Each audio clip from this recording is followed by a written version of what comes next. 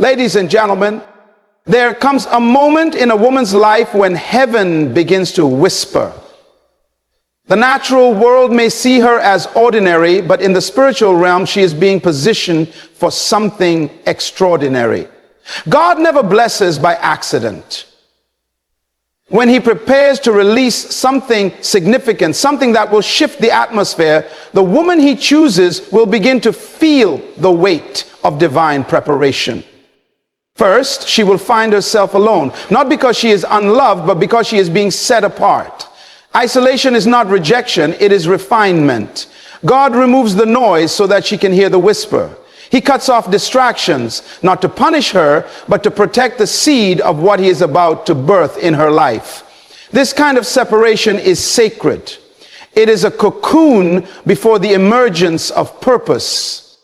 Then a strange restlessness will arise in her soul. She will begin to sense that where she is no longer fits who she is becoming. What used to satisfy her now seems shallow. The job, the people, the routine, none of it feels right anymore. This is not confusion. This is transition. It is the labor pain of destiny. Something is shifting, and her spirit knows it before her mind can process it.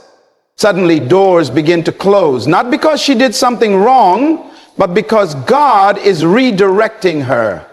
She prays, she plans, and yet the path seems blocked. But this is divine strategy.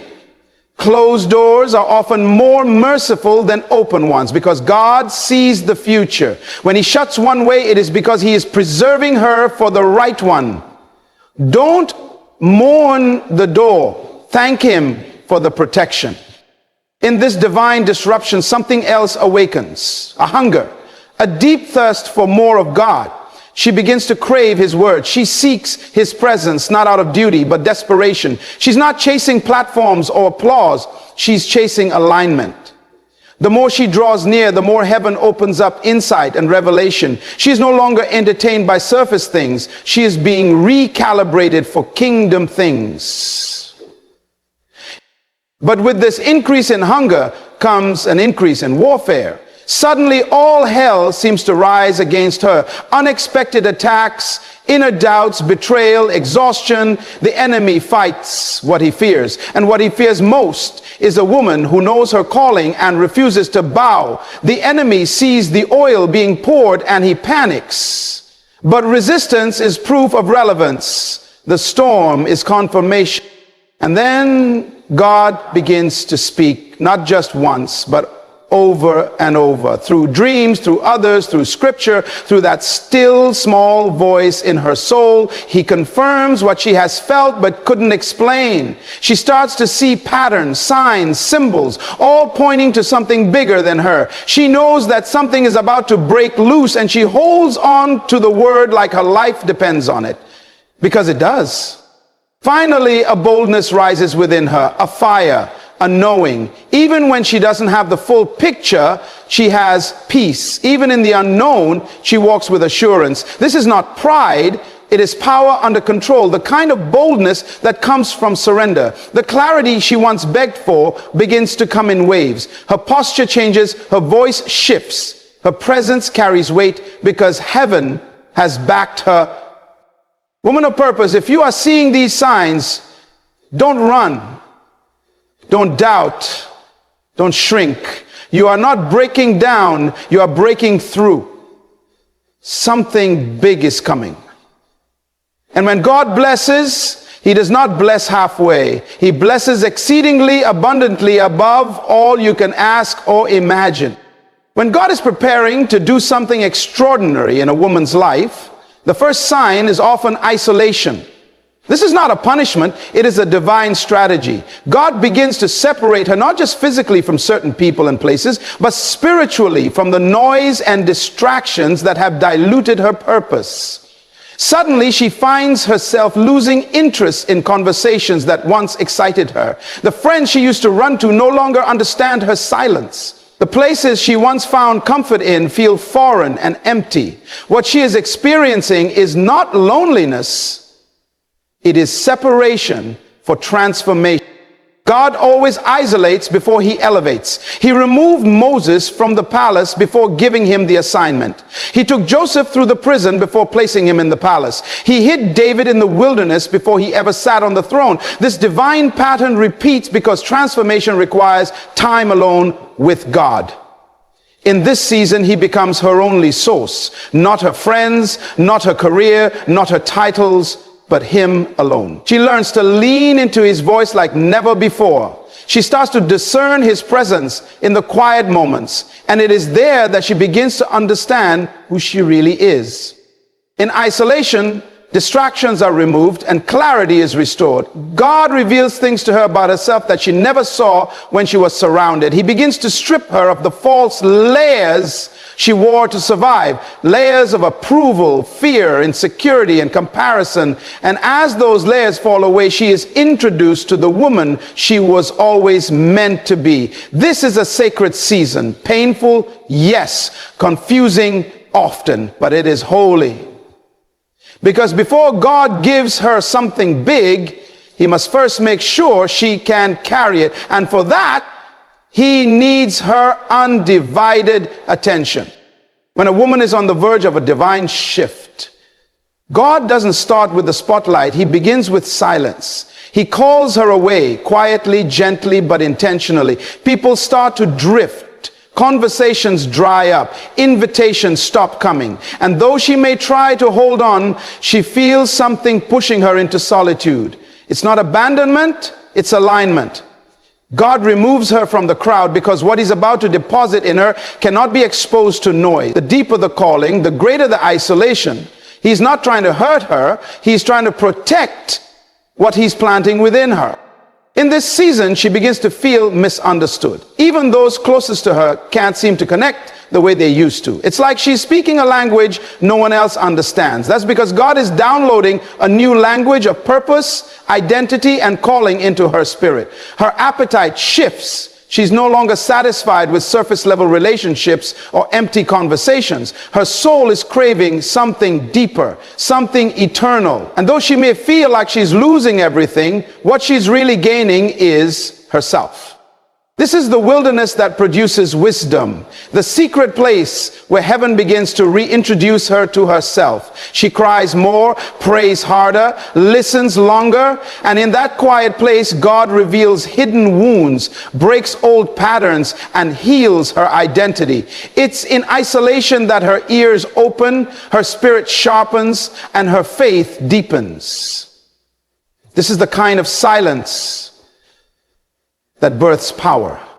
The world may not see her, but heaven is watching closely. She is being carved, refined, and stretched. This is not the end. It's the preparation for a new beginning. Before God brings her into rooms of influence and blessing, he brings her into a season where the only voice she follows is his. When God is preparing to bless a woman with something big, one of the clearest signs is that doors begin to close unexpectedly. Opportunities that once seemed promising suddenly dry up. Relationships that felt secure start falling apart. Plans she was so sure about begin to unravel with no warning. To the natural eye, it may seem like failure or rejection, but in the realm of the spirit, it's redirection. God is not punishing her. He is preserving her. He is shutting doors, not to deprive her, but to deliver her from settling for less than what he has ordained. This season can be confusing because the doors that close are often the ones she prayed for. But God knows the full picture. He sees what lies behind every opportunity. And he knows when something that looks like a blessing could actually become a burden. When doors shut abruptly, it forces her to pause, to reevaluate, and to lean into God's voice more than her own desires. This is not a sign that she is off course. It's proof that God is actively guiding her steps. God never closes a door without purpose. Sometimes he shuts it to develop her character, sometimes to delay her for perfect timing, and other times to completely reroute her path. Either way, every closed door is an invitation to trust him more deeply. In this place, she learns that her destiny is not in the hands of men, but in the hands of her Creator. The job she lost, the connection that ended, the opportunity that slipped away, they were never the source. They were simply tools. And when they no longer serve his purpose, he removes them. Because when he is preparing to open a door that no one can shut, he first closes every one that could limit her vision. When God is about to release something extraordinary in a woman's life, he doesn't just shift her surroundings, he awakens something deep within her spirit. A new hunger for his presence ignites.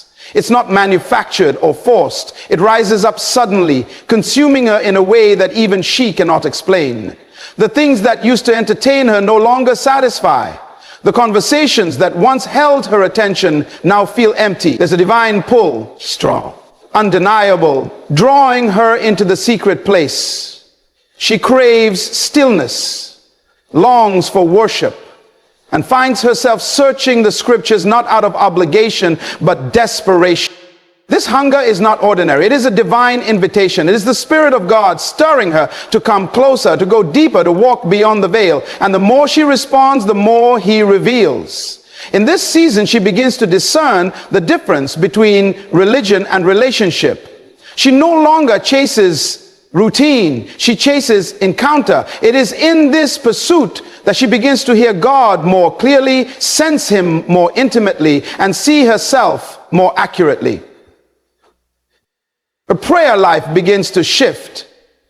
She's no longer praying just for things. She's praying for alignment, for understanding, for purity of heart. Her tears become her language. Her worship becomes her weapon.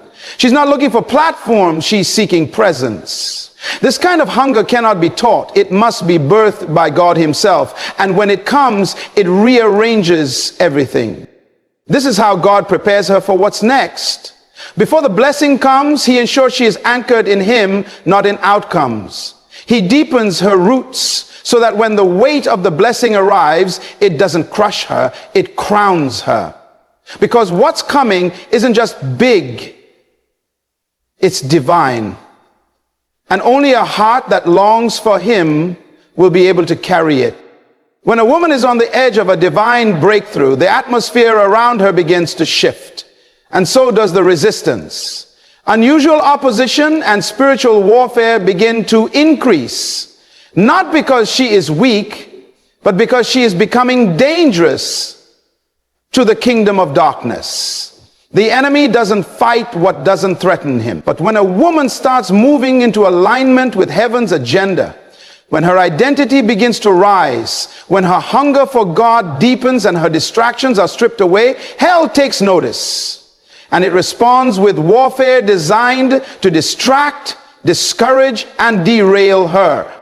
Attacks come from unexpected places. People she trusted begin to turn. Emotions become unpredictable. Thoughts she thought she had conquered resurface with intensity. Her sleep is disturbed. Her peace feels attacked. Her progress feels slowed. But none of this is random. It's strategic. It is the enemy sensing that something powerful is about to be birthed through her life. And like Pharaoh trying to destroy the deliverer before Moses was grown, the enemy launches an assault before the manifestation arrives. But here's the truth. Spiritual warfare is not a sign of defeat.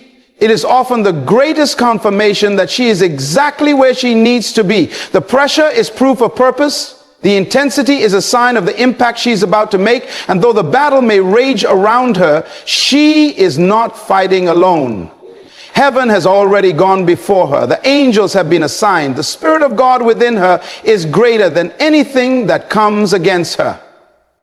This warfare is not to destroy her. It is to develop her. It is strengthening her discernment, sharpening her prayer life, anchoring her faith, and preparing her for the weight of the glory she's about to carry. What the enemy meant for harm, God is using for promotion. Because a woman who overcomes the fire cannot be stopped when she steps into the promise. When God is preparing to release something significant into a woman's life, he doesn't leave her without guidance. He begins to send prophetic confirmation, not just once, but repeatedly, through unexpected people, through sermons, through dreams, through scriptures that seem to leap off the page. God begins to echo his intentions until her spirit can no longer deny it. These confirmations are not coincidences. They are divine signals. It is God's way of saying, I'm speaking and I want you to pay attention. She might be in a season of uncertainty, questioning the direction of her life, unsure if what she feels in her heart is truly from God. Then suddenly, someone speaks a word that mirrors her private prayers. A message finds her at the exact moment she needs it. A dream aligns with the vision she's been hiding inside. This repetition is not random, it is intentional. God knows that when the weight of destiny is heavy, the mind can be clouded by fear, and so he speaks over and over to bring clarity and courage. Each confirmation becomes a thread in the tapestry of her faith. The more she hears it, the more her confidence grows. She begins to recognize the voice behind the voice. It's not the person speaking, it's God using vessels to remind her that she's not making this up. He's revealing pieces of the picture before he unveils the full masterpiece. And with each word, each sign, each prompting, her spirit begins to align more boldly with his will. These prophetic confirmations are not to be idolized, but they are to be acknowledged. They are breadcrumbs leading her into deeper obedience. God doesn't confirm what doesn't carry purpose. So when the signs keep showing up, when the word keeps being repeated, when the message won't leave her alone, she must know that heaven is announcing her next chapter before it begins. When God is about to bless a woman with something big, there comes a moment when everything within her begins to align with heaven.